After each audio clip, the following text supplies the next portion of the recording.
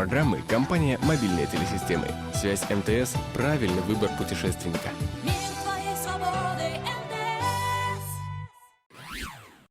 Дзень добрый, паважанае спадарства.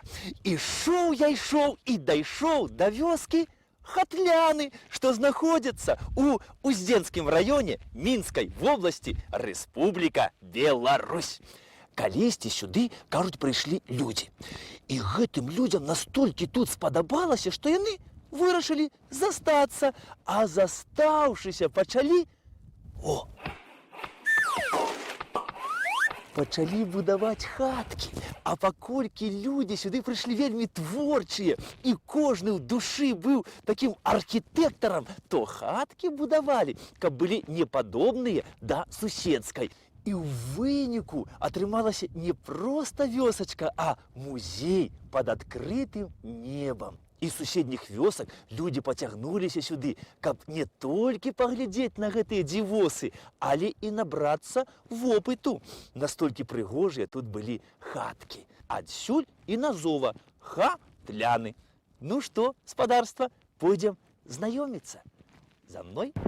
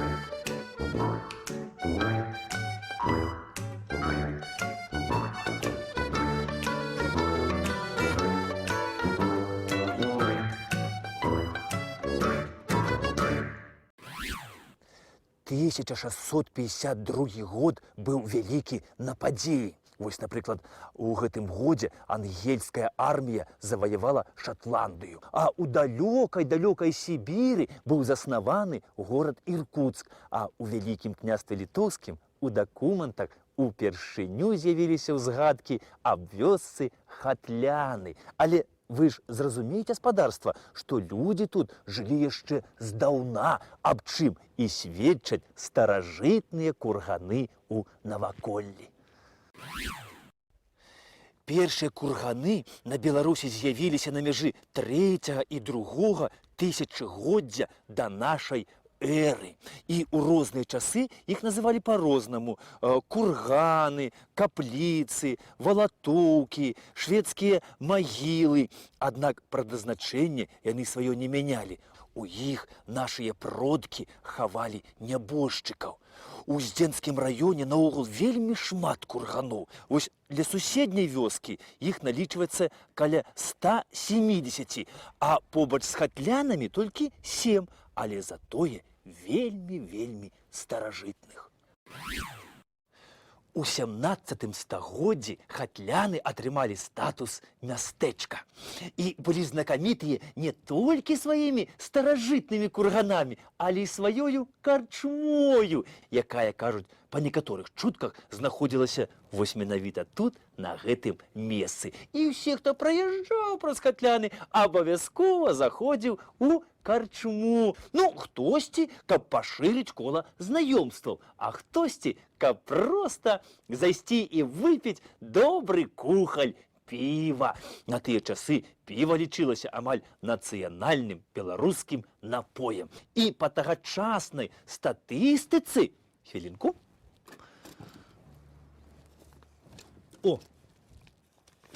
Так, ага. Селянін за год выпіваў 100 літраў піва. А шляхціч выпіваў 1000 літраў піва.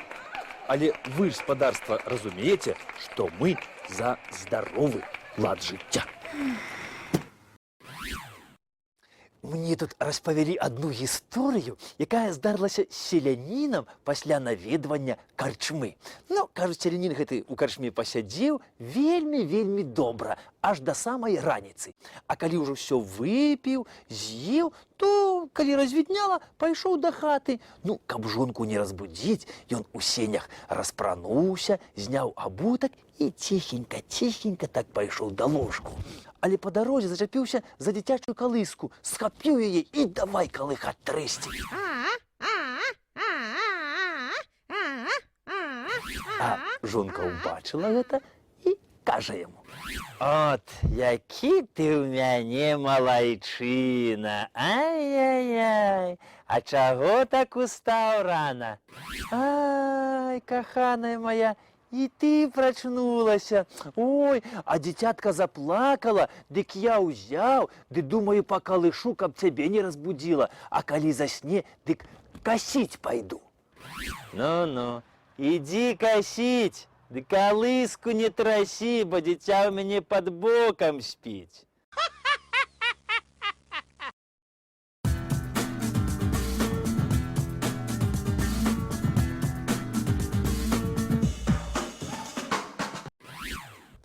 Вось не ведаю, ці любіў наведваць гэтую хатлянскую карчму князь Галоўчынскі, ці не, але дакладна вядома, што менавіта яму ў 17 стагоддзі належалі хатляны. Але, праўда, нядоўга, таму што праз пэўны час ён хатляны прадаў шляхцічам-быхаўцам.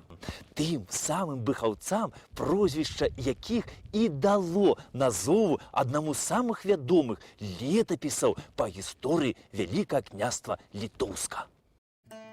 Гістарычная даведка, інфармацыя да роздуму, хроніка быхаўца. Трэці, найбольш поўны агульнадзяржаўны летапісны звод Вялікага княства Літоўска. Выяўлена ў 1820-е гады ў бібліятэцы Александра Быхаўца, памешчыка з-пад Ваўкавыска. Пачатак і канец хронікі не зберагліся. Аўтар невядомы. Хроніка Быхаўца прысвечана гісторыі Вялікага княства Літоўска ад легендарных часоў да пачатку 16 стагоддзя. Дамінуючая тэма ваенна-патрыятычная. Шмат старонак прысвечана апісанню паходаў і бітваў вялікіх князёў літоўскіх. Перакладзена на рускую, літоўскую і сучасную беларускія мовы. Рукапіс згублены ў другой палове 19 стагоддзя. Як гэтая хроніка патрапіла да шляхцічаў-быхаўцоў, для гісторыкаў так і застаецца загадкай. Але гэта была сямейная рэліквія быхаўцоў, і перадавалася яна з пакалення ў пакаленне. І кажуць, што пэўны час гэтая хроніка знаходзілася вось тут, у хатлянах, але ў другой палове 18 стагоддзя хроніку адсюль прыйшлося вывезці, таму што шляхцічы-быхаўцы, хатляны прадалі генералу Казіміру Завішшы, прадстаўніку старажытнага шляхетнага беларускага роду гербу лебедзь. Казімір Завішша хатляны хаця і набыў, але бываў ён тут вельмі рэдка. Але калі ўжо прыязджаў, то прыязджаў не з пустымі рукамі. Першы раз, калі ён сюды прыехаў, ён прывёз фундуш на пабудову школы. А другі раз, калі прыехаў сюды, то даў фундуш на пабудову царквы. Царква тая была драўляная, крытая гонтам і не мела купалоў.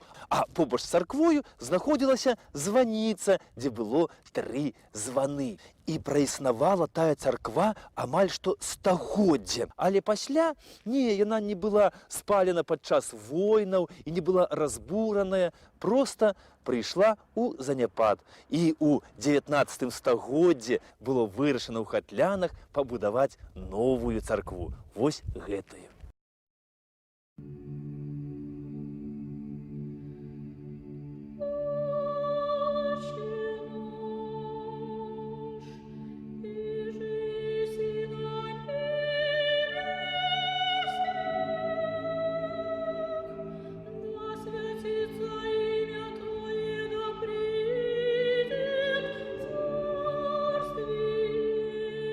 Свято-Покровская царква. Год пабудовы 1897. Матэрыял хваёвае дрэва. Месца пабудовы пагорак, цэнтр вёскі. Выканаўцы мясцовыя цесляры. Архітэктурна-дэкаратыўны эфект дасягаецца багатым вар'іраваннем шалёўкі з спрадвечна народным прыёмам дойлідства.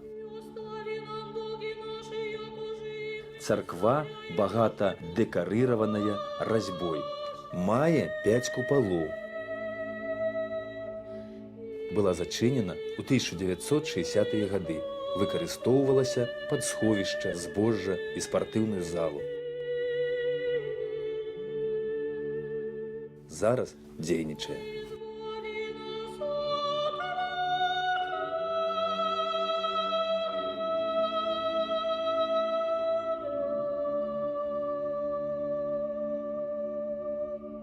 Трудами прихожан наших и трудами многих православных людей этот храм был отреставрирован. Многие поделки, которые благоукрашают наш храм, это труды наших школьников. Была внесена лепта ихняя в строительстве ограды церковной, которая находится вокруг храма. Просто вспоминается, как они все, как мурашечки, летели и старались хотя бы кистью немного мазнуть, будем говорить так, чтобы этот забор был красивым. Христианин православный, который имеет какое-то средство, он может принести свою жертву, да, помимо своего труда. А что может принести школьник? Конечно же, вот свой труд во славу Божию.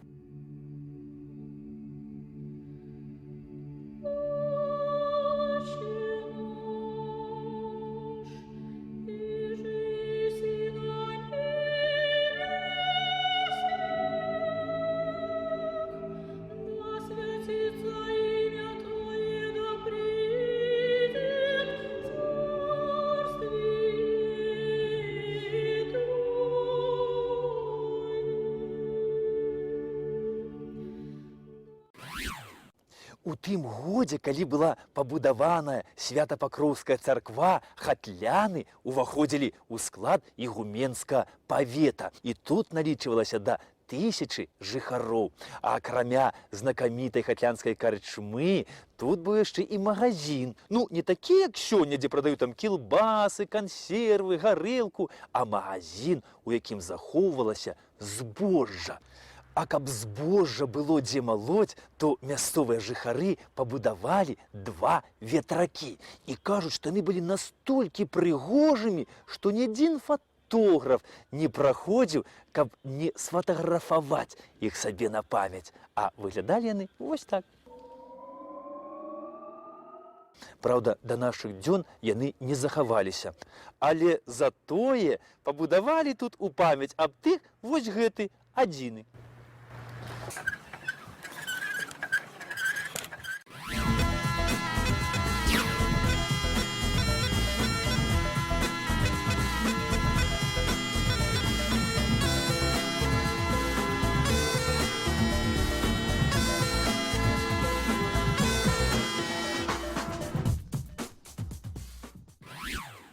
Калі мы кажам храм музаў, то мы заўсёды ўяўляем сабе гэта ці тэатр, філармонія, мастацкая галерэя. А вось знаўцы грэцкай мовы кажуць, што храм муз з грэцкай перакладаецца як музей. Ну, а паколькі музей слова грэцкае, то і, значыцца, першыя музеі ўзніклі ў Грэцыі. А вось у Вялікім княстве літоўскім першы грамадскі, ну, народны музей з'явіўся у 14 стагоддзі. І знаходзіўся ён у канцылярыі вялікага князя. Захоўваліся ў ім, ну, ваенныя трафеі, там мастацкія творы, манеты, медалі, ну, шмат чаго цікавага. А вось у хатлянах ёсць таксама свой народны музей. Вось гэта і ёсць хатлянскі гісторыка-краязнаўчы музей, якому прысвоена ганаровае званне народны. Тут вельмі шмат розных цікавых экспанатаў, якія былі знойдзены ў хатлянах, сярод якіх і 5 каменных сякер, з якімі нашыя продкі хадзілі на мамантаў. І па сённяшні дзень мясцовыя жыхары ўсё, што знаходзяць старадаўняга на сваіх агародах, то абавязкова несуць у музей. І я ў іх запытаўся, а што б вось вы яшчэ хацелі знайсці ў хатлянах? Яны мне адказалі. Какой-то предмет с космоса, может, какой-то камень, метеорит.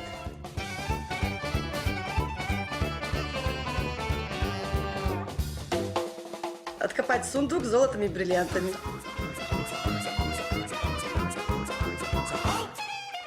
Я бы хотела найти себя в огороде послание какое-нибудь с войны и медаль за храбрость. А я бы хотел найти себя в огороде какой-нибудь пистолет.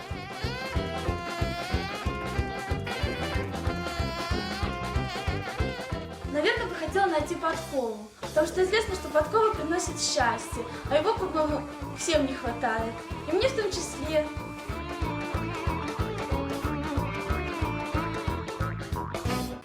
А пра адзін з самых цікавых экспанатаў музея нам распавёў загадчык музею Степан Адамович. Калі ласка.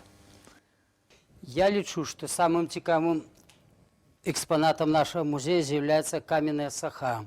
Гэты старажытны выраб знайшлі вучні нашай школы, калі дапамагалі калгасу «Дружба» ва ўборцы бульбы. Гэта было гадоў 30-35 таму назад. Ну, мінскія эксперты все сышліся на тым, што гэта іменно з'яўляецца каменнай сахой, якой карысталіся людзі пры апрацоўцы глебы. Гэты экспанат адносіцца да каменнага веку, калі яшчэ людзі не малі металу, не маглі вырабляць для сябе зброю і другія рэчывы. Гэты экспанат вельмі цікавы, я лічу, хаця просіць нас аддаць яго ў горад Мінск. Аднак я лічу, хто хоча яго паглядзець, ён прыедзе ў вёску Хатляны.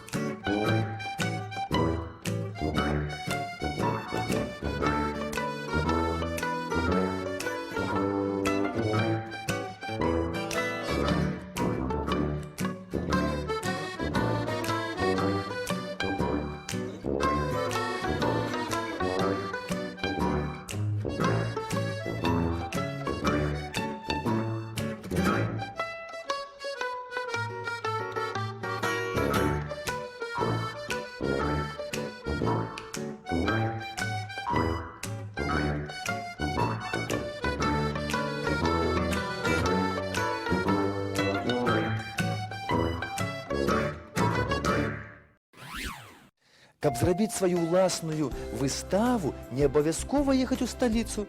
Дастаткова пабудаваць мастацкую галерэю і ў ёй выставіць свае працы, што і зрабіў мясцовы жыхар. І цяпер у Хатлянах не адзін, а два музеі. Адзін краязнаўчы, другі мастацкі. Знаёмцеся, калі ласка, Антон Фёдорович Ламака. Это все зроблено моими руками. Тут ничего не принесено, не взято с какой-то другой коллекции. Все, что находится в этом домику, это моя праца. Потом все в средине, это постепенно скоплялось, и я сюда приносил, рисовал. Как чучело зверей, как вот эти разные репродукции Серова, потом Шишкина.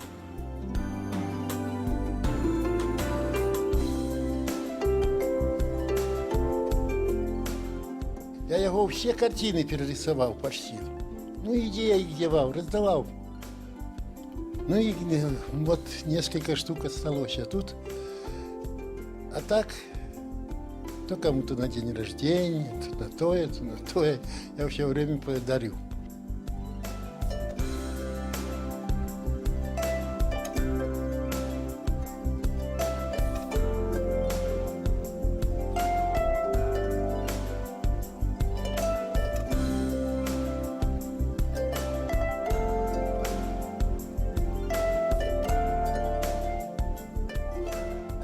Ну, а потом начал чучелы робить, рисовать. И одновременно собиралось еще в этой хатце, якую в последний час прозвали музеем.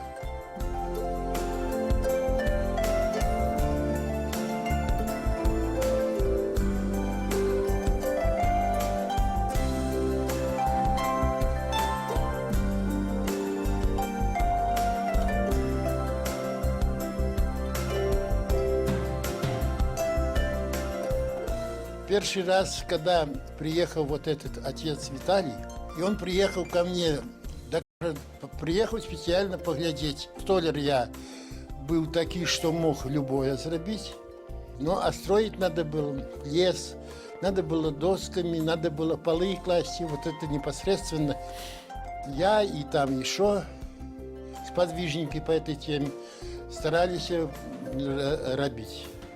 Ну и потом, когда открытие было этой церкви, так Филарет, в том числе и меня, и многих еще других, наградил вот этой почетной грамотой.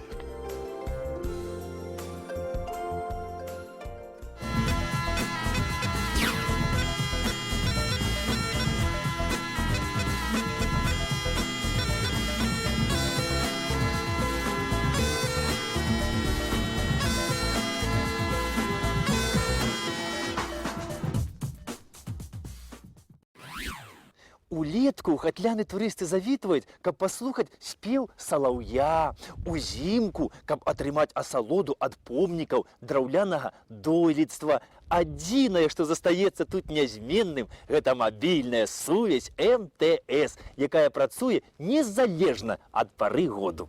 Акрамя двух музеяў у вёсцы Хатляны ёсць дом культуры, бібліятэка, дзіцячы садок, амбулаторыя, аддзяленне сувязі. У вёсцы працуюць племсаўгас-камбінат «Белая Русь», камбінат бытавога абслугоўвання, рамонтна-механічныя майстэрні і лесапільня. Цяпер у вёсцы больш за 1000 жыхароў і 374 двары.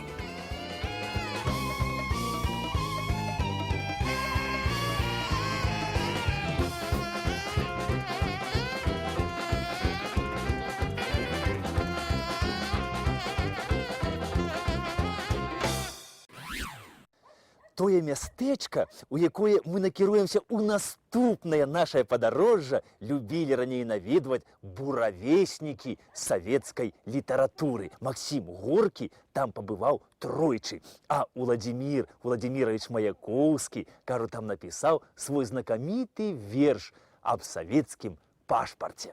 Калі вы здагадаліся, то пасля праграмы на працягу гадзіны тэлефануйце па нумары 8 0172 90 28 71. І таму, хто першым з вас дасць правільны адказ, я прэзентую падарунак.